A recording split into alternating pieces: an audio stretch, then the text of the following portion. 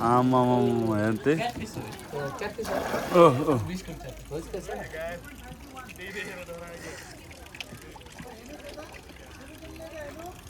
त्यहाँनिर माछा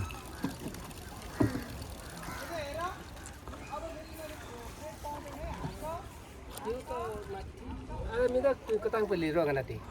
मेघनासम्म झिली चाहिँ तलभन्दा माथि पो धेरै छ क्या है लामो छ है यो घुम्यो भने दिनभरि नै सकिन्न क्या छेउछेउ घुम्यो भने सकिन्छ यो मन्दिर त्यही त है मान्छेले तल पानी सुकेर हो कि तल धेरै ठुलो खोलिदियो होइन पानी त अहिले बढेकै छ ए मान्छेले उ गर्यो नि त होइन अटिकर्मन जग्गा अतिक्रमण गर्यो है उहाँ पानीतिर उता तल तल चाहिँ सबै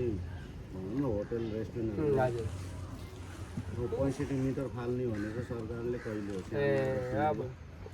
ए ऊदेखि सानैदेखि सुनेको के र अहिले